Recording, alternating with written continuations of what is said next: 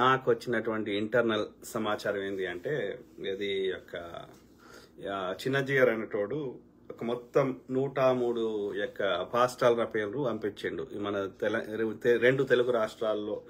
అంటే ఇక్కడ ఆంధ్రప్రదేశ్ అదేవిధంగా తెలంగాణలో ఎవరైతే పాస్టర్స్ ఉన్నారో వాళ్ళందరి హిట్ లిస్ట్ పంపించిండంట. సో చిన్నజీయర్ స్వామి. సో వాడు స్వామి సర్వసంగ పరిత్యాగి అయిన స్వామీజీకి ఏం పని? సో మతం పేరు మీద వాళ్ళ రాజకీయం చేస్తున్నారు. గోదావరి జిల్లాలో చెందిన బ్రాహ్మణ. సో ఆ క్రమంలో 103 మంది పాస్టర్లని పేర్లని అక్కడ ఏది పంపించిందంట అమిత్ షాకి. అది సింపుల్. అమిత్ షా దాకా పోతుందా అని ఎవరైనా ఆలోచిస్తే చాలా సింపుల్.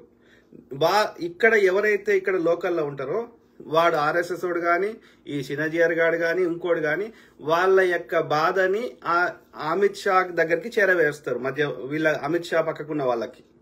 ఎగ్జాంపుల్, నాకు సుపారీ ఒక నల్లోని సుపారీ ఇచ్చి నన్ను చెప్పడానికి ఒక ఆర్ఎస్ఎస్ వాడు ఇక్కడ ఉన్నటువంటి వాళ్ళు ఏం చేస్తారంటే ఈ ఆర్ఎస్ఎస్ భావజాలం ఉన్న వాళ్ళు లేకపోతే ఈ చిన్నజీఆర్ లాంటి మఠాధిపతులు పీఠాధిపతులు ఏం చేస్తారంటే అక్కడ అమిత్ షా పక్కకున్న ఇంకో ఆర్యబాపను అని చెప్తారు.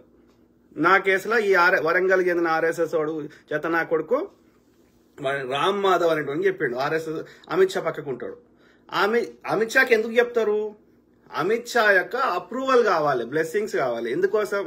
అమిత్ షా అప్రూవల్ ఇస్తే రేపొద్దున కేసు అయినా ఇంకోటైనా దాని నుంచి రక్షిస్తాడు కాబట్టి అమిత్ షా గో హెడ్ అంటే చాలు, ఇక వీళ్ళు మిగతాదంతా చేసి పెడతారు. చేసినాక ఆ కేసు నుంచి తప్పించుకోవడానికి, కేసు నీరుగార్చడానికి, విచారణ జరగకుండా ఉండడానికి అమిత్ షా ఎవరికి ఫోన్ చేయాలని చేస్తాడు, అయిపోతుంది. చెప్తేనకపోతే వాళ్ళ పని చేస్తా అంటాడు. కేసీఆర్ మొత్తం బయట పెట్టిండు కదా ఆయన వాళ్ళ ఎమ్మెల్యేని కొనుక్కుంటుంటే వీడియోతో సహా. మరి ఆ బిఎల్ సంతోష్ శిక్ష పడాలి కదా. గత సుప్రీంకోర్టుకు పోయింది కేసు, ఇక విచారణకు రాదు. సో అట్లా ఇక వాళ్ళ అరాచకాలు ఎన్నో ఉన్నాయి. సో కాబట్టి ఆ క్రమంలో మనకు వచ్చిన ఇన్ఫర్మేషన్ ప్రకారం 103 మంది వాళ్ళ టార్గెట్, వాళ్ళ మొత్తం పాస్టర్లను లేపేయాలనేది వాళ్ళ టార్గెట్. లేపేస్తారు. మీరు ఆలోచించండి, హిందూ కరసేవకులను చంపిన వాళ్ళు, 3000 మంది యొక్క ముస్లింలను చంపిన వాళ్ళు, నిండు శూలాలైన గర్భవతిని కోసి ఆమెను చంపి ఆ లోపల ఉన్న బిడ్డను కోసి బిడ్డని కత్తి కొనకి ఎగిరేసినటువంటి ఆరెంజ్ తాలిబాన్లు ఏమని చేయగలుగుతారు? వాళ్ళకి ఎథిక్స్ మోరల్స్ ఏం లేవు. వాడు పెయిడ్ బ్యాచ్, పైసలు ఇస్తే ఏమైనా చేయడానికి ఒక్క నిమిషం వెనకాడరు. మహిళలని తోటి యొక్క మహిళామణులని వీధులలో 300 మంది నడి రోడ్డు మీద బట్టలు లేకుండా వేసి కింది భాగాల్లో ఏళ్లు పెట్టి చేస్తున్న వాళ్ళు ఏమైనా చేయగలుగుతారు? అరాచకులు వాళ్ళు, నీచులు, నికృష్టులు. జంబికత్తి రోడ్ల మీద అమ్మితే వాడు జంబికత్తి పట్టుకొని తిరుగుతుంటే ఒక్క పోలీసు వాడు ఏమంటలేడే? మిట్ట మధ్యాహ్నము ఆ యొక్క తల్లిదండ్రులను చంపిర్రు, తల్లిదండ్రులను చంపిరని పోలీస్ కంప్లైంట్ చేస్తే ఆ పిల్లలు చంపిర్రు యూపీలో. మిట్ట మధ్యాహ్నము ఏది ట్రాక్టర్ ఎక్కిచ్చిర్రు రైతుల మీద లఖీంపూర్లో. 700 మంది రైతులను చంపిర్రు, డేటా అడిగితే లేదన్నారే. అట్లాంటి వాళ్ళు రైతుల వాటికి సుబలు పెట్టిర్రే.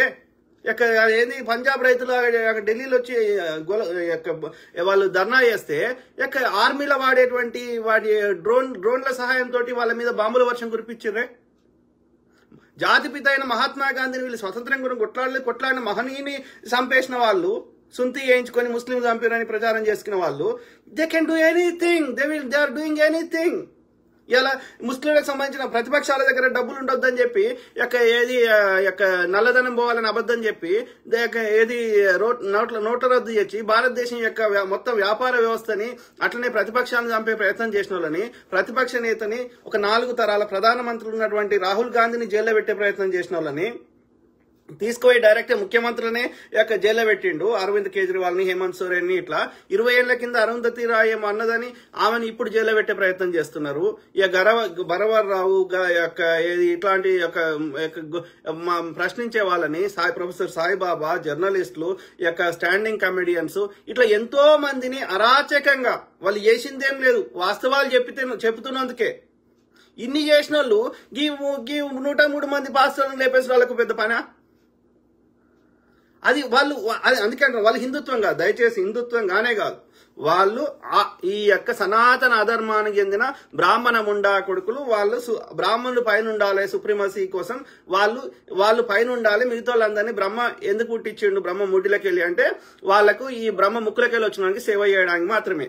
సేవ చేయాలంటే వీడు బతుకుండాలి కాబట్టి ఈ ముడ్డిలోకి వెళ్ళి వచ్చినానికి ఒక 2 రొట్టెలు ఇస్తా, లేకపోతే 5 కిలోల దొడ్డు రేషన్ చేస్తా, మీరు ఎందుకంటే బతకాలి కాబట్టి, బతికితే మాకు సేవ చేయగలుగుతారని ఈ కాలంలో కూడా అస్సాం ముఖ్యమంత్రి అయినటువంటి హేమంత్ బిశ్వ శర్మ అంటాడు, ఆర్య బ్రాహ్మణుడు, విదేశం నుంచి బతకడానికి వచ్చిన విదేశీ తెల్లతోలున్న ఆర్య బ్రాహ్మణుడు ఈ రోజులో కూడా ఆ మాట మాట్లాడతాడు. వాడు ఈ సనాతన అధర్మంలో ఉన్న ఏ మంత్రం అన్నా తీసి చదవండి, బ్రాహ్మణుని పైన ఉండేదే చెప్తుంది అల్ల ముచ్చట. అది మనకు అర్థం కావద్దని సంస్కృతంలో చెప్తాడు, తెలుగులో చెప్తే వాని గుడికి ఓడిపోడు. ఇది పరిస్థితి. ఆ క్రమంలో దే కెన్ డూ ఎనీథింగ్. అర్థమైందా? ఇవాళ వాళ్ళకి ఓటు వేయకపోతే ఎవరినైనా ఇబ్బంది పెడతాడు. వాళ్ళకి ఓటు వేస్తే వాళ్ళ ముస్లింలు అయినా సరే వాళ్ళకి ఇక రంజాన్ కిట్లు వంచుతాడు. ఇది బోహరా ముస్లిమ్స్ కి. అంటే ఇవాళ అస్సాంలో ఓటేస్తే బీఫ్ వంచుతా అంటాడు, మళ్ళీ గోమాత అని మళ్ళీ ముచ్చట చెప్తాడు. మళ్ళీ భారతదేశంలో ఉన్న మొత్తం బీఫ్ కంపెనీ ఎవరి? అదే బ్రాహ్మణులై, ఆర్య బ్రాహ్మణులై. అంటే ఇక్కడ మనం గమనించాల్సిన అధికారము, డబ్బులు వాళ్ళ చేతిలో ఉండాలి. అంతకుమించి ఇక్కడ వేరే ఒక సిస్టమ్, ఒక లాజిక్ ఏమీ లేదు. వాడు రాసిందే పుస్తకం, వాడు రాసిందే వేదం, వాడు చెప్పిందే వేదం, వాడు చేసిందే శాసనం.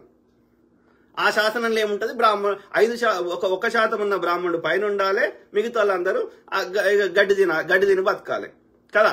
ఒక 3% ఉన్నవానికి 10% యొక్క ఈడబ్ల్యూఎస్ కింద రిజర్వేషన్ చేస్తాడు. మరి బీసీలకు రిజర్వేషన్ చేయరా చట్టసభల్లో అంటే చేస్తలేడు. మళ్ళా బీసీల కోసమే పుట్టిన ప్రధాని అంటాడు. బనియా అయినటువంటి మోడీ యొక్క తెలియకులం అంటే వాళ్ళు నూనె తయారు చేసి అమ్ముకునే వ్యాపార కులానికి చెందినవాడు, వాడు బీసీ అని చెప్పుకుంటాడు. మళ్ళా మేము గెలిస్తే తెలంగాణ బీసీని ముఖ్యమంత్రి చేస్తా, రాజస్థాన్ లో బీసీని ముఖ్యమంత్రి చేస్తా, అస్సాంలో బీసీని ముఖ్యమంత్రి చేస్తా అని అస్సాంలో అడ్డదారులు గెలిచిర్రు, రాజస్థాన్ లో అడ్డదారులు గెలిచిర్రు. మరి అక్కడ 2 చోట్ల బ్రాహ్మణ్ని ఆర్య బ్రాహ్మణ్ని అక్కడ సీఎం చేసిర్రు.